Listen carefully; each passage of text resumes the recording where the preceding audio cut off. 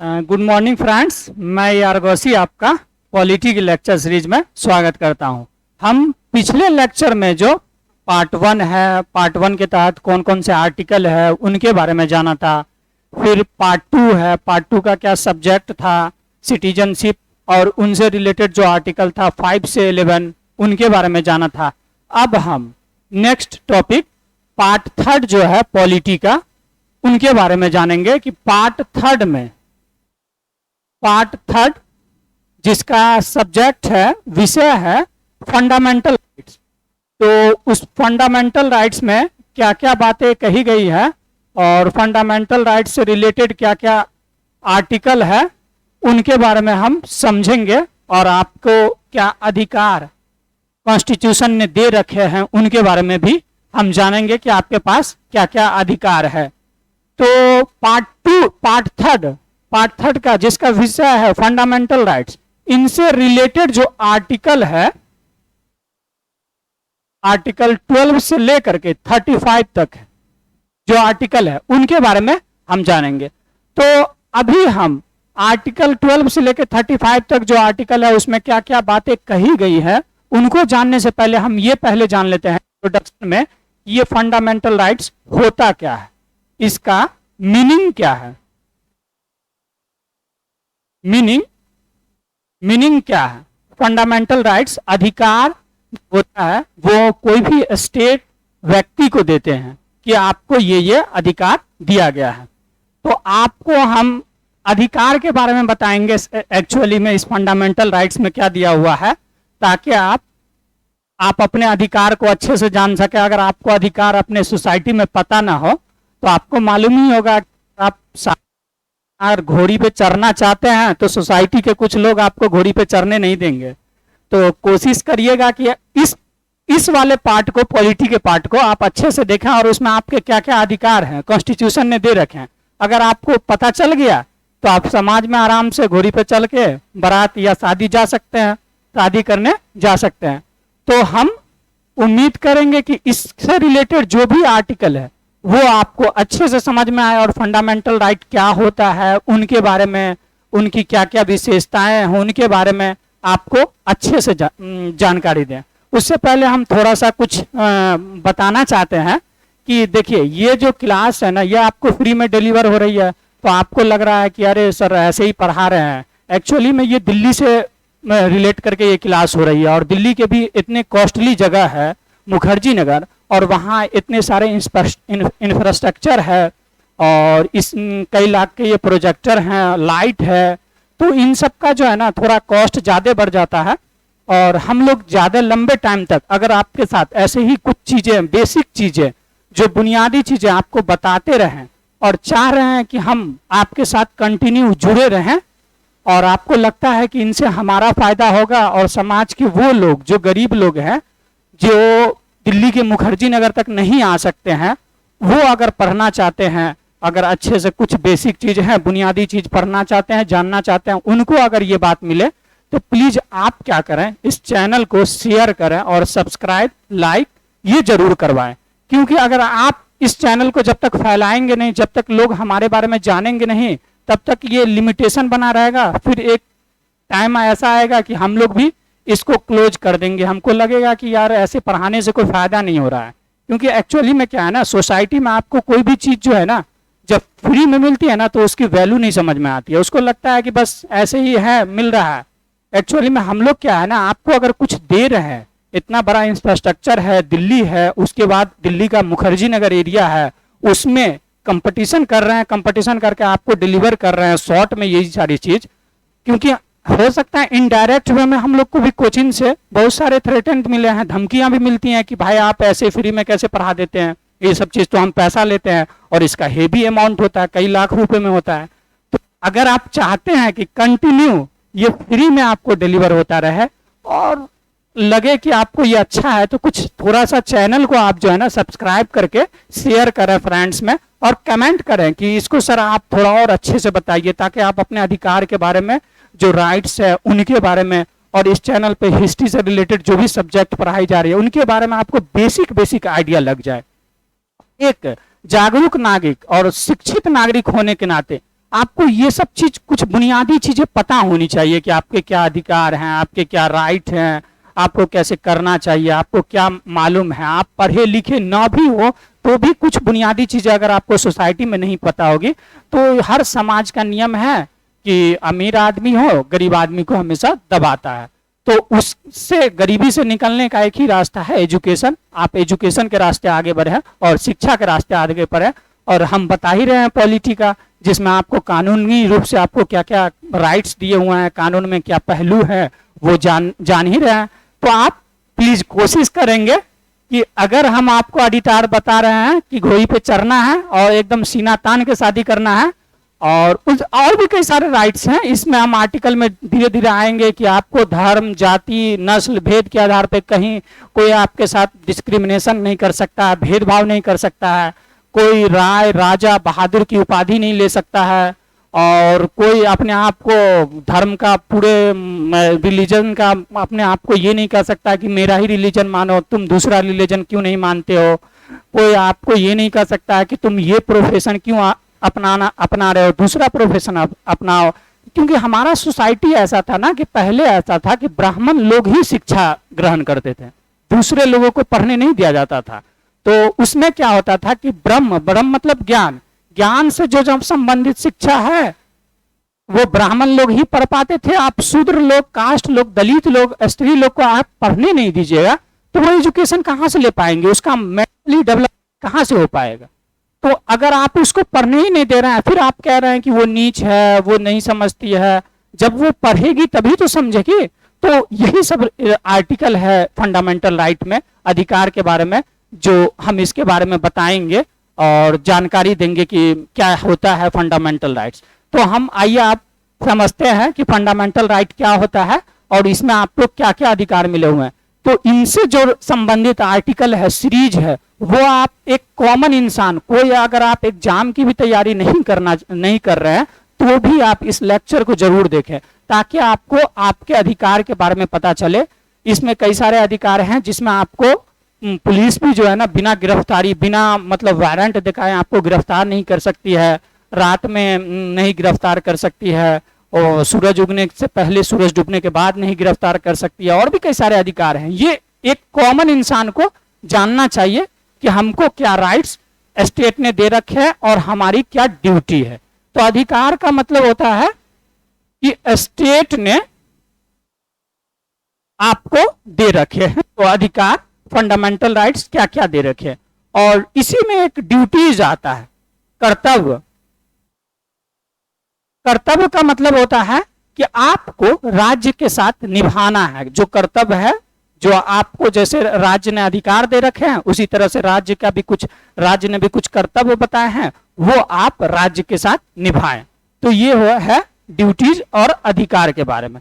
अधिकार से, अधिकार के विशेषता हो या इसके को बताना थोड़ा कॉम्प्लेक्स है कि इसमें डेफिनेशन दे पाना कि एक्चुअल में होता क्या है, वो बताना थोड़ा सा जटिल है, क्योंकि इसको डिफाइन नहीं किया जा सकता है, और अलग अलग स्टेट का नेचर अलग अलग है, और हर स्टेट में जो ये फंडामेंटल राइट दे रखे हैं उनकी अलग अलग स्टेट की जो संरचना होती है, स्ट्रक्चर होता है, उनके बिहाफ पर दिया जाता है।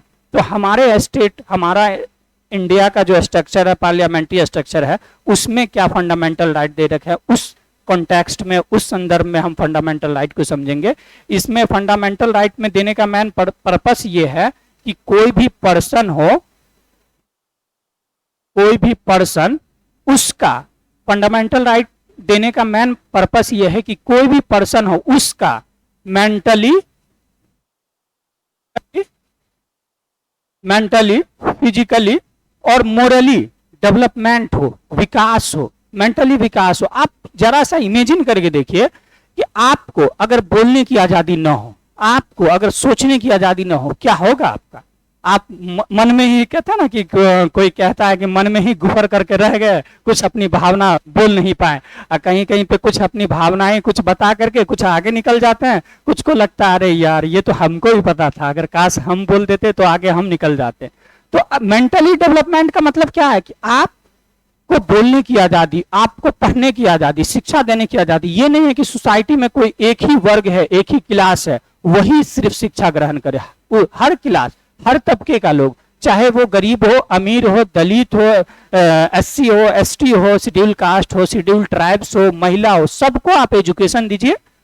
उसमें जो अच्छा मेहनत करेगा वो आगे बढ़ेगा, जो नहीं मेहनत करेगा वो पीछे बढ़ेगा। तो मेंटली और भौतिक रूप से भी क्या उसको अधिकार मिले हुए हैं व्यवसाय, प्रोफेशन अपनाने का, और मोरली नैतिक रूप से उनको क्या करना चाहिए। आपको अधिकार दिए हुए हैं, तो इसका ये मतलब नहीं है कि आप रोड पर धरना प्रदर्शन आजादी के नाम पे लेके बैठ जाइए और साइड से कोई एम्बुलेंस आ रही है उसको आप जगह नहीं दें। ये मोरली नैतिक रूप से अच्छा नहीं लगता है। किसी का जान जा रहा है तो सबसे पहले ये जरूरी है उसकी जान बचाई जाए, उसके बाद आपका जो अधिकार है वो दिया जाए। तो किसी का क्या है, मेंटली, फिजिकली या मोरली डेवलपमेंट किया जाए, ये अधिकार हमको फंडामेंटल राइट कॉन्स्टिट्यूशन ने दे रखा, संविधान ने दे रखा। और संविधान में इसके तहत प्रोटेक्शन भी है, आपको प्रोटेक्शन भी दिया गया, संरक्षण भी है कि आपके कोई फंडामेंटल राइट का वायलेशन करता है तो आपको इतनी आजादी है कि आप सीधे डिस्ट्रिक्ट कोर्ट, हाई कोर्ट नहीं, सुप्रीम कोर्ट तक जा सकते हैं डायरेक्ट, और डायरेक्ट सुप्रीम कोर्ट में अपनी प्ली याचिका डायल करके आपके अगर कोई फंडामेंटल राइट का वायलेशन हुआ है तो आप अपील कर सकते हैं। जैसे अभी करंट में जैसे हिजाब विवाद चल रहा था, उनमें उनको लगा कि हाई कोर्ट का जो फैसला है हमारे अगेंस्ट में है और हम इनसे सहमत नहीं है, तो वो सुप्रीम कोर्ट चली गई और सुप्रीम कोर्ट में उन्होंने याचिका दायर किया है कि इनसे मामले से संबंधित जो भी मामला है हमारे राइट्स से रिलेटेड उन पे विचार किया जाए। तो फंडामेंटल राइट्स ऐसा है जिस पे आप डायरेक्ट सुप्रीम कोर्ट, दिल्ली की सुप्रीम कोर्ट में जा सकते हैं और आप अपने अधिकार को ले सकते हैं। इसका सरकार भी कानून बना करके उल्लंघन नहीं कर सकती है, वायलेट नहीं कर सकती है इसको। जहां तक अगर आपके फंडामेंटल राइट का गवर्नमेंट ने लेजिस्लेटिव, विधायिका के माध्यम से या संसद के माध्यम से उसका उल्लंघन करेगी तो न्यायपालिका जो है, जुडिशियरी, उस लिमिटेशन तक, उस सीमा तक उसको क्रॉस कर सकती है, खारिज कर सकती है कि ये आपके फंडामेंटल राइट का वायलेशन हो रहा है। तो ये है फंडामेंटल राइट्स का मेन बेसिक मीनिंग, यही है। दूसरा, हम थोड़ा सा हिस्ट्री में जाते हैं कि हिस्ट्री में क्या कैसे हुआ फंडामेंटल राइट, और वहां से फिर हम सीखे कैसे कि इंडिया में किस टाइप का फंडामेंटल राइट देना चाहिए। तो हम देखते हैं कि यूएसए सबसे पहले यही कानून बना है। तो यूएसए में क्या था, फंडामेंटल राइट जो दिया गया था वो एब्सोल्यूट था। एब्सोल्यूट मतलब क्या है, इस पर कोई भी रोक नहीं है, जो चाहे आपको आजादी है, कुछ भी बोलिए, कहीं भी जाइए, कहीं भी आप कुछ भी करिए, प्रोफेशन अपनाए। तो फंडामेंटल राइट का यूएसए में जब दिया गया था तो उस समय में उनको एब्सोल्यूट तरीके से वहां की जनता को दे दिया गया था। फिर वहां के सुप्रीम कोर्ट को लगा कि ये ठीक बात नहीं है, कुछ लोग मतलब इसके लिमिटेशन क्रॉस कर दे रहे हैं और इस पर रीजनेबल रिस्ट्रिक्शन लगाना चाहिए, ताकि एक आदमी के फंडामेंटल राइट के चक्कर में दूसरे आदमी के फंडामेंटल राइट का वायलेशन ना हो पाए। तो ये भी ध्यान रखा जाए। तो आगे चल के जो है ना, यहाँ के यूएसए के जो सुप्रीम कोर्ट है उन्होंने पुलिस को, वहां की जो पुलिस थी उनको जो है ना कुछ अधिकार दिए कि आप जनहित में, पब्लिक इंटरेस्ट में जो है ना आप कुछ रिस्ट्रिक्शन लगा सकते हैं पीपुल पर, और आपको लगता है कि आपके कानून में आपको कुछ करने में बाधा आ रही है, पब्लिक इंटरफेयर कर रही है, आपको लगता है कि ये लार्ज एरिया के इंटरेस्ट में है, तो आप ऐसा कर सकते हैं। सुप्रीम कोर्ट ने उनको अधिकार दे रखा है। तो यूएसए में धीरे धीरे जो है ना कुछ रीजनेबल रिस्ट्रिक्शन लाया गया है। और दूसरी बात ये है कि यूएसए का कानून इतना कॉम्प्लेक्स है कि वहाँ इजी नहीं है उसको अमेंडमेंट करना। वहाँ के कॉन्स्टिट्यूशन को अमेंडमेंट करना बहुत आसान काम नहीं है, और वहाँ लेजिस्लेटिव, एग्जीक्यूटिव और जुडिशियरी के बीच पावर का डिस्ट्रीब्यूशन जो है ना वो इक्वल अमाउंट में है। वहाँ तीनों को अपॉइंटमेंट करती है और तीनों को पावर को बैलेंस भी करती है। तो वहाँ जो है ना धीरे धीरे सुप्रीम कोर्ट ने ही जो है ना पुलिस को अधिकार दे दिया कि आप जो है ना अगर फंडामेंटल राइट का कुछ पीपुल अगर ज्यादा वायलेट करे तो आप रीजनेबल तरीके से रिस्ट्रिक्शन लगा ले। अब दूसरा देखते हैं कि इंग्लैंड, जिसको ब्रिटेन कहते हैं और विलायत भी आप कह सकते हैं, और या ब्रिटेन भी कह सकते हैं, ये इंग्लैंड देश है। यहाँ क्या है फंडामेंटल राइट के बारे में, तो यहाँ के फंडामेंटल राइट के बारे में ये कंसेप्ट है कि यहाँ की पार्लियामेंट जो है ना वहां के बारे में एक कहावत है इंग्लैंड की पार्लियामेंट के बारे में कि इंग्लैंड की पार्लियामेंट के पास इतनी पावर है कि सिर्फ वो मेल को फीमेल नहीं बना सकते या फीमेल को मेल नहीं बना सकते, बाकी वो सब कुछ कर सकती है। इतनी पावर है वहां के पार्लियामेंट के बारे में। और दूसरी बात यह है कि वहां जुडिशियरी सब कुछ, पार्लियामेंट ही सर्वे सर्वा। अगर संसद ने कानून बना दिया तो वही सब कुछ है, अगर नहीं है तो आप आजादी हैं। तो वहां क्या है, अगर कोई कानून है तो उसके हिसाब से आपको चलना है। अगर कोई फंडामेंटल राइट नहीं है, अगर कोई कानून आपने नहीं देता है तो आपकी आजादी। तो वहां इंग्लैंड में जो है ना पार्लियामेंट, वहां की संसद जो है जिसको जनता चुन के भेजती है, वही सर्वे सर्वा, वही मालिक है, वही कुछ कर सकती है। राजा का पावर सीज हो गया है, वो एक सिंबॉलिक तरीके से अभी भी वहां राजा रानी है, लेकिन वो एक सिंबॉलिक तरीके से, उनका कोई पावर नहीं है। मैन पावर इंग्लैंड की पार्लियामेंट का है। तो इन दोनों को देखते हुए हमारी इंडिया की जो कॉन्स्टिट्यूशन असेंबली 1950 में बन रही थी, तो हमको लगा कि यार अब ऐसा ही अगर पार्लियामेंट को अगर हम ज्यादा पावर दे दिए तो फिर इंडिया में माइनॉरिटी लोग रहते हैं, अल्पसंख्यक धर्म के लोग रहते हैं, विभिन्न जाति के लोग रहते हैं। खुदा न खास्ता बाय द वे कोई एक धर्म से रिलेटेड अगर सरकार, तो ये दूसरे धर्म के लोगों को तो एकदम बैन कर देगी कि भाई आप मतलब दूसरा धर्म को माने ही ना। और अगर यूएसए की तरह से दे दें तो फिर एनार्की भी तो आ सकती है। लोग फंडामेंटल राइट्स के नाम पे बहुत ज्यादा ही उत्पात मचा सकते हैं कि ये मेरा अधिकार है, हम तो कुछ भी करें, बैंड बाजा बजा। रात में लोग सोया हुआ है और अगर फंडामेंटल राइट के नाम पे बैंड बाजा बजाए कि ये तो हमारा बोलने की आजादी है, सुनने की आजादी है, तो आप ऐसा नहीं कर सकते। इन दोनों से सीखते हुए हमारे इंडियन कॉन्स्टिट्यूशन ने बीच का रास्ता अपनाया कि इंडिया में जो फंडामेंटल राइट दिया गया है उस पे कुछ रीजनेबल रिस्ट्रिक्शन लगाया गया है कि आपको कुछ रीजनेबल रिस्ट्रिक्शन है और उस रीजनेबल रिस्ट्रिक्शन के तहत रहते हुए आप अपने अधिकार का उपयोग करिए। आप अपने अधिकार के बारे में जो भी आपको अधिकार दिए गए हैं आप उसको अपनाइए और यूज कीजिए।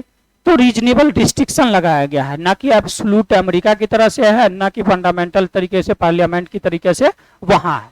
और यहाँ इंडिया में फंडामेंटल राइट देने के आप कारण को देखें कि काउज रीजन क्या है, तो रीजन ये है कि यहाँ की जनता जो है ना बहुत ही ज्यादा कम पढ़ी लिखी हुई है, अभी पूरी तरह से लोग जागरूक हुए नहीं है।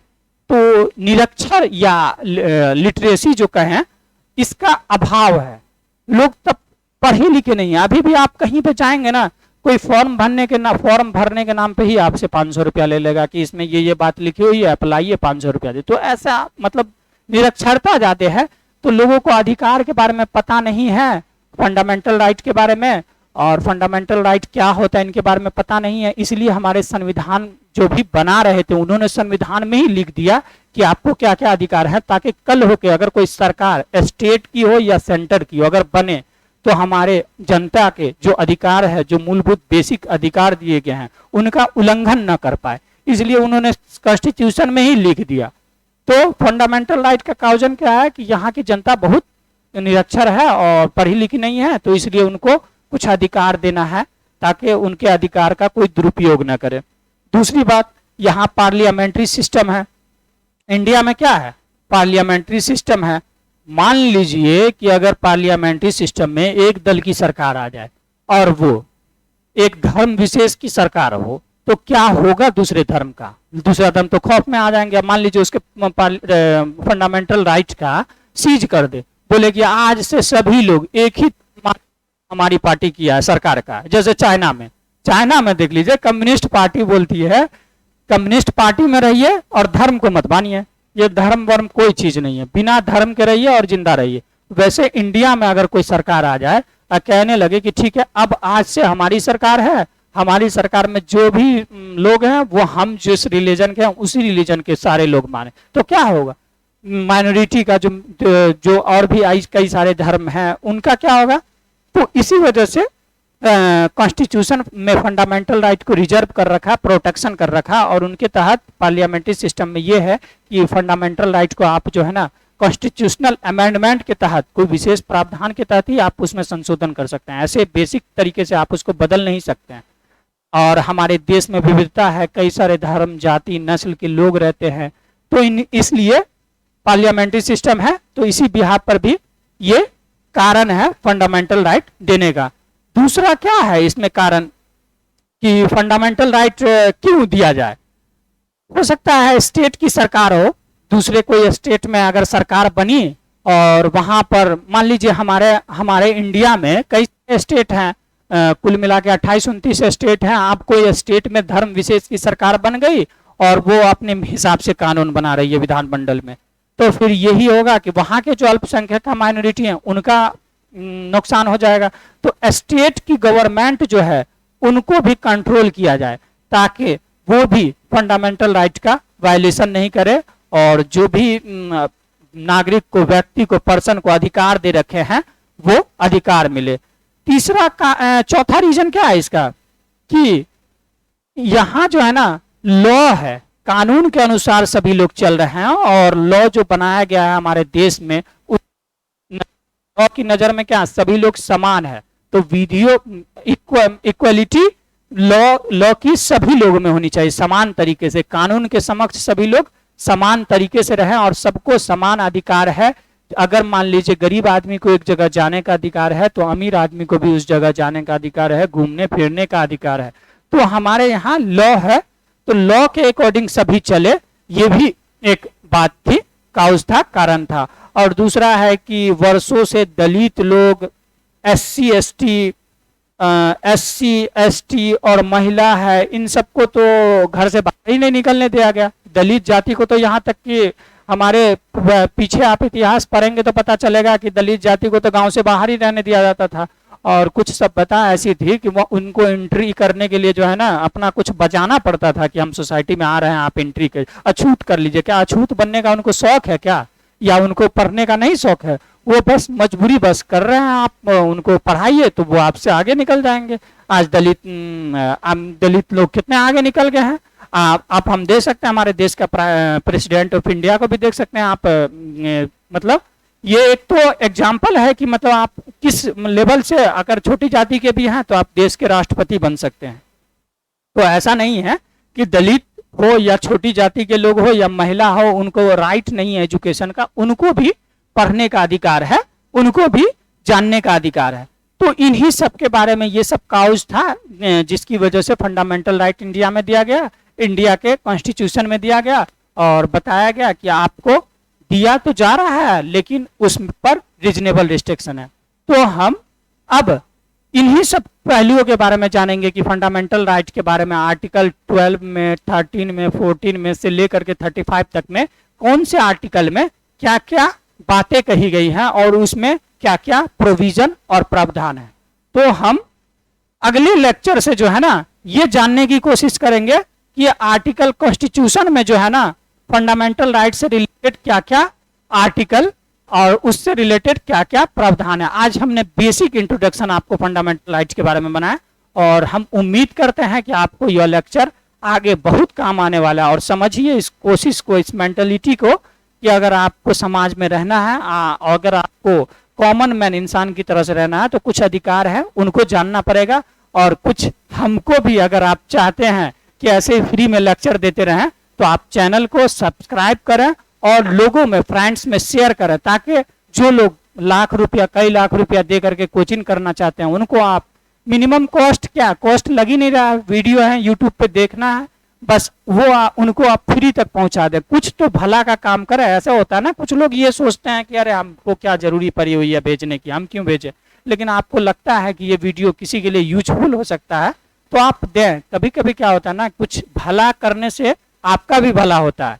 तो हम उम्मीद करेंगे कि आप इस वीडियो को और इस लेक्चर को और इनसे रिलेटेड जो भी आर्टिकल और जो भी आगे क्लास चलेगी उनको आप अपने फ्रेंड्स में शेयर करें और ज़्यादा से ज़्यादा लोगों तक फैलाएं ताकि हम दिल्ली के मुखर्जी नगर से सर्वाइव कर जाएं, ताकि ये जो बड़ा इंफ्रास्ट्रक्चर है और इतना खर्च जो हो रहा है उनसे थोड़ा सा हम लोग निकल पाए, बाहर निकल पाए। नहीं तो फिर यही होगा कि आगे चल के अगर कोई कोचिंग वालों ने अगर हायर कर लिया तो फिर हाई अमाउंट पेड करके आपको भी क्लास लेनी पड़ेगी। जब तक फ्री चल रहा है चलने दीजिए, क्योंकि बीच में धमकी आ चुकी है कि भाई आप फ्री में क्यों क्लास दे रहे हो, तो कल होके हो सकता है वही हमको हायर कर ले। तो कोशिश करिए कि आपकी क्लास ऐसे फ्री में जब तक पूरा पॉलिटी खत्म हो जाए और आप अच्छे से समझ लें।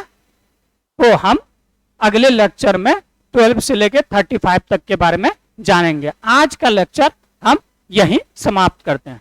तो हम उम्मीद करते हैं कि आपको जो फंडामेंटल राइट के बारे में बेसिक जानकारी दी है वो आपको अच्छी तरह से समझ में आया होगा।